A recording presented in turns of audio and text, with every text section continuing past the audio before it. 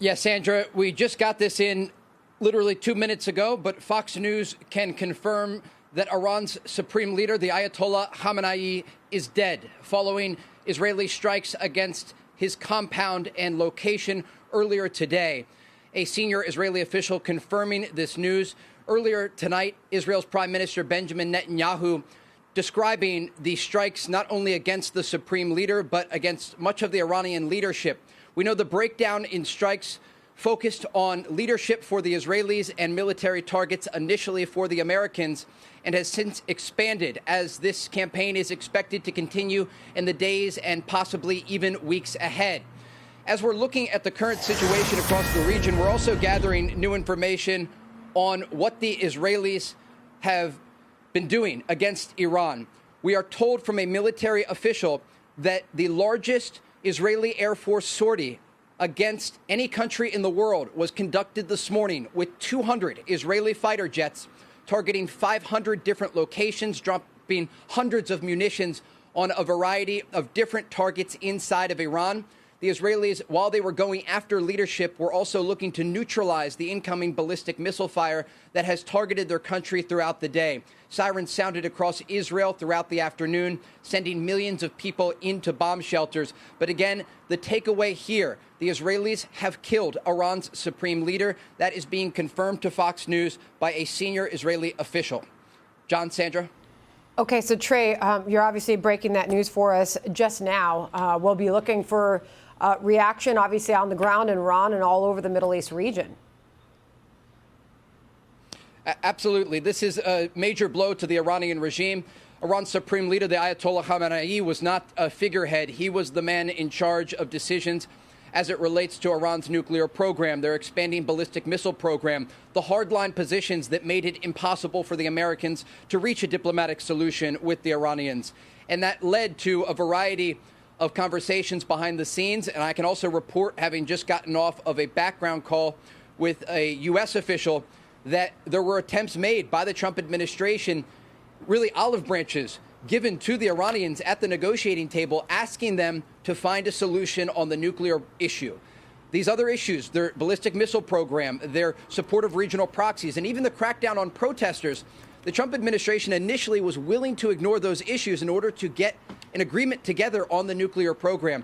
And they simply were not willing to come to the table with reasonable demands. And despite the efforts by top negotiators that were sent to Oman and to Switzerland, whether it be Special Envoy Steve Witkoff or President Trump's son-in-law Jared Kushner, who we know have been working across the region around the clock over the past year, not just on this issue, but also to get a ceasefire in Gaza and implement the new Board of Peace to create stability in the region. The understanding was that the Iranian regime and the supreme leader himself, these were the last hurdles for the region between stability and instability. And this decision was made overnight by President Trump and Israeli Prime Minister Benjamin Netanyahu to launch these extensive strikes across Iran in order to neutralize that threat. President Trump overnight, when he made those remarks, said there could be American casualties. This is going to be a difficult fight because no war is easy, despite the fact that by tomorrow the Israelis believe they will have air superiority over the skies of Iran. But we have seen the Iranian response today, not just here in Israel, with the ballistic missile fire targeting major population centers, including Jerusalem, Tel Aviv, and Haifa, but also Gulf countries, Bahrain, the UAE, and Qatar.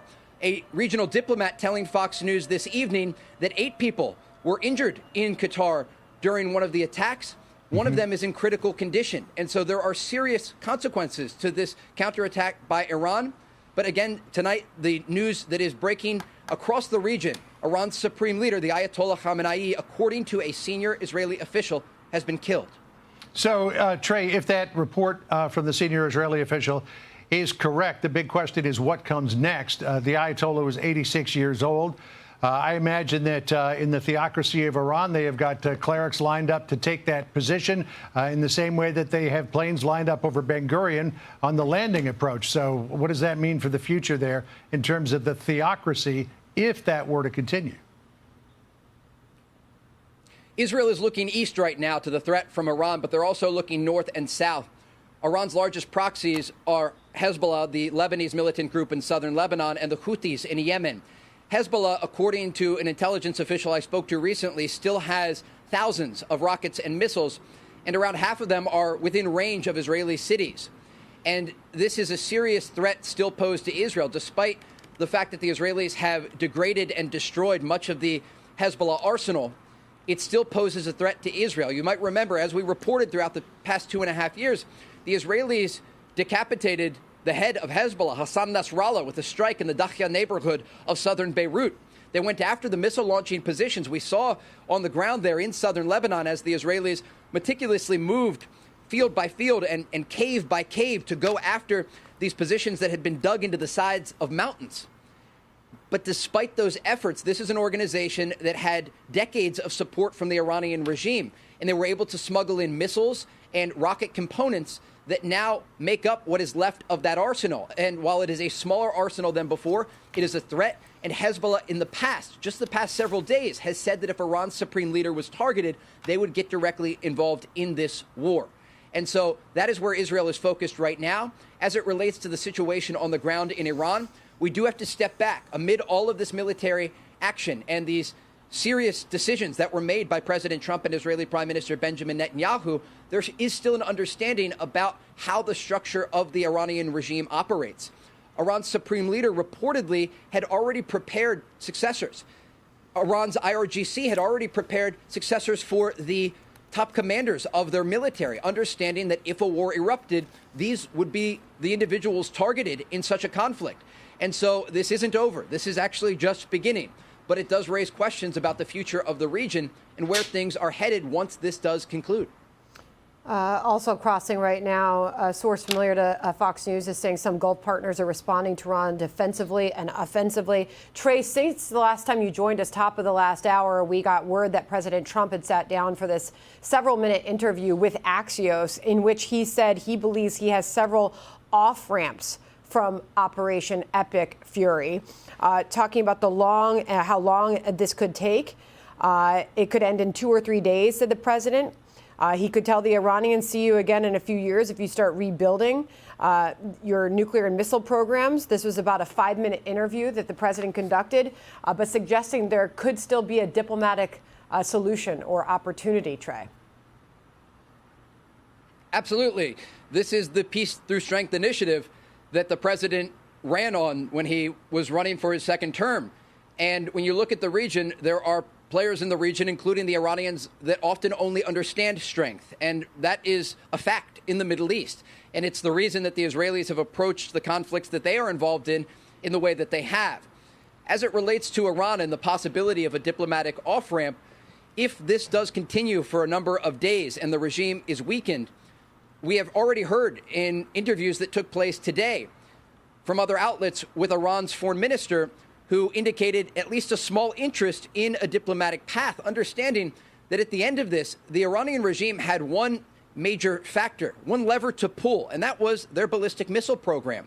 Now, while they still will fire ballistic missiles, likely in the days ahead, when they have no nuclear weapon, they have a limited supply of missile launchers, and their regional proxies have been decimated over the past 2.5 years, it raises a very significant question. What does Iran have left to fight with if this is an extended campaign that lasts for several days or several weeks? They certainly do pose a threat. They have anti-ship missiles. They have ballistic missiles. But their ability that they had, and really we should look at October of 2023, the ability that they had before the war began with Hamas launching the brutal massacre into southern Israel on the morning of October 7th. When you think back 2.5 years ago, this is a totally different Iranian regime. It is a weakened regime. It is a regime that cracked down on protesters, slaughtering, according to President Trump, 32,000 of their own civilians.